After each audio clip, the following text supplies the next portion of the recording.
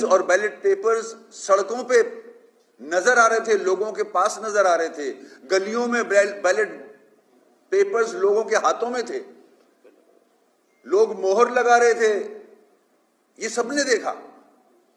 हम इसीलिए कह रहे थे, और अगर इलेक्शन कमीशन की नीयत ठीक थी और कानून की इतनी ही पाबंदी कर रही थी इलेक्शन कमीशन, तो इलेक्शन तो 2020 अगस्त में जब एमक्यूएम का टेन्योर खत्म हुआ था, उसके 120 दिन के बाद इलेक्शन करा देने चाहिए थे।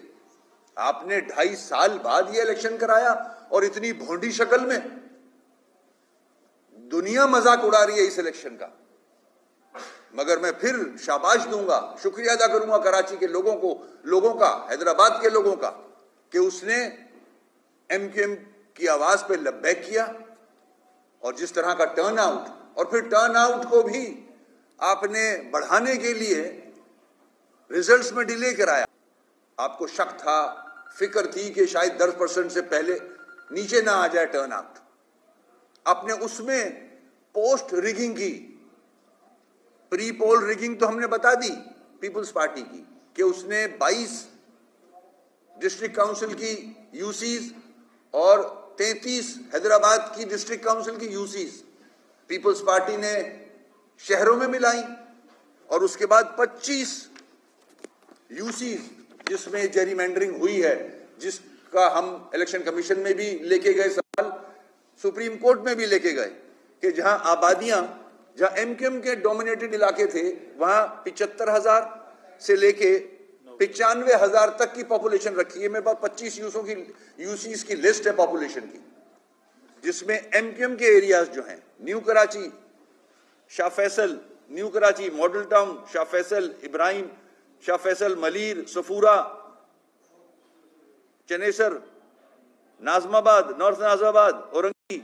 इसमें 75,000 से लेके 95,000 तक की यूसियां बनाई हैं। और इधर आ जाएं आप 25 यूसीज में जो पीपुल्स पार्टी के एरियाज हैं, 29,000 से लेके आखिरी यूसी इन्होंने 48,000 की बनाई है।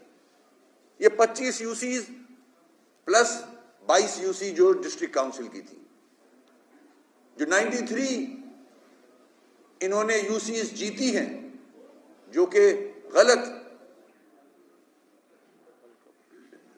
हल्का बंदियों की वजह से ये नंबर्स आए हैं। अगर हमारी बात मान ली जाती और यूसीज को बेहतर तरीके से बना लिया जाता, तो कम से कम मैं समझता हूं ज्यादा से ज्यादा 25 यूसी से ज्यादा पीपल्स पार्टी नहीं ले सकती थी। ये जेरीमैंडरिंग की है, 25 प्लस जो 93 बना है टोटल, ये सारे जेरीमैंडरिंग है, ये प्री पोल रिगिंग है। इस तरह से इन्होंने ये इलेक्शन कंडक्ट कराया, और हम 6 माह से लगे रहे इन पे कि इसको ठीक कर लिया जाए। मजे की बात एक और बताऊं मैं आपको, कराची की, हैदराबाद के अवाम के लिए, कि 52 यूसीज पीपल्स पार्टी की क़यादत ने एक्सेप्ट की थी कि हाँ, हम राजी हैं इसको बेहतर करने के लिए, ठीक करने के लिए। हमारा जो एग्रीमेंट पीपल्स पार्टी से हुआ था, उसमें ये एक इंपॉर्टेंट पॉइंट लिखा हुआ था, जिसपे आसिफ जरदारी, बिलावल साहब ने एग्री किया था कि जब भी हल्का बंदियां होंगी, मुशावरत से होंगी, कंसेंट से होंगी, मिल के करेंगे, ताकि कोई गलतियां ना हो, कोई खामियां ना हो, कानून के मुताबिक होंगी, कोई फायदा ना उठा ले गलत काम करके। ये तय हुआ था हमारा। उसके बावजूद आज आपने शबखून मारा, जैसे आपने पूरे सिंध पे कब्जा किया हुआ है 14 सालों से। आप कराची और हैदराबाद के ऊपर भी जाली मैंडेट लेके काबिज होना चाह रहे हो। अल्लाह का शुक्र है, कराची और हैदराबाद के लोगों ने आपको आज फिर रिजेक्ट किया है। आप समझते हो कि इस तरह से कराची आप पे आपको एतमाद का वोट देगा? सवाल ही पैदा नहीं होता। आपकी कारकर्दगी देखें, आने वाली नस्लें जो है ना कराची हैदराबाद की, वो आपको वोट नहीं डालेंगी। आने वाली नस्लें, ये पॉपुलेशन की तो मैं बात ही नहीं कर रहा, क्योंकि आपका किरदार ऐसा रहा है। आपने झूठ, फरेब हमने नेक नियति के साथ आपके साथ एग्रीमेंट किया था। आपने हमें कहा था हम वर्किंग रिलेशनशिप चाहते हैं। आसिफ साहब ने कहा था मैं नहीं चाहता कि बिलावल को मैं लड़ाई झगड़े में छोड़ के जाऊं दुनिया से, ये उनके अल्फाज हैं। मगर अफसोस कि जो पुरानी रीत थी उसी पे कायम रहे आपने छुरा घोपा है कराची और हैदराबाद के अवाम की कमर पे। ये तरीका कब तक चला लेंगे? 4 साल मेयर रहेगा। और अभी तो देखते चले आप आगे होता क्या है।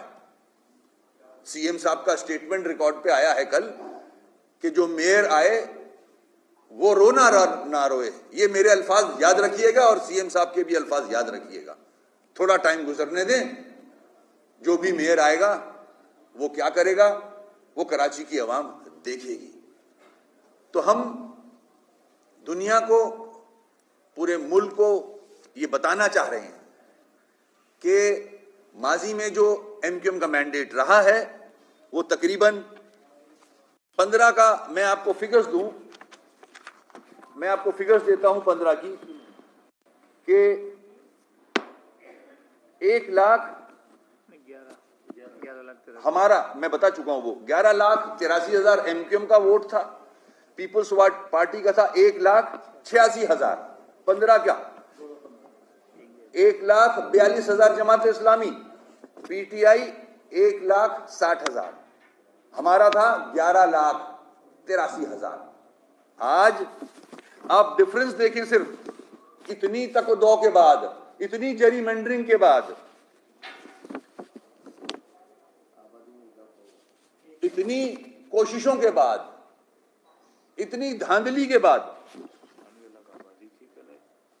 जब 98 लाख आबादी थी, अब जो वोट पड़ा है पीपल्स पार्टी को वो 2,82,000, जमात इस्लामी को 3,20,000 2023 में, पीटीआई को 2,70,000, आबादी 1,60,00,000। आप फर्क देखें, इतनी जरीमेंडरिंग के बाद, इतनी तकदौ के बाद, इतनी कोशिशों के बाद, इसमें हल्का बंदियां तब्दील करनी पड़ गई आपको। उसके बावजूद कराची हैदराबाद ने आपको रिजेक्ट किया है, आपके परफॉर्मेंस पे रिजेक्ट किया है, आपकी गलत पॉलिसीज पे रिजेक्ट किया है आपको। और जो एमक्यूएम ने अपना केस आपके सामने लाई, पूरे मुल्क के सामने लाई, उसको देखते हुए 15 तारीख को लोग नहीं निकले वोट डालने। और फिर जो pre poll rigging Peoples Party ने कराई, जो अपने ऐसे पोलिंग स्टेशंस जो आइसोलेशन में थे, जो अपने इलाकों में थे, वहां थप्पे लगाए गए, बाकायदा सोशल मीडिया पे रिकॉर्ड पे ये सारी चीजें।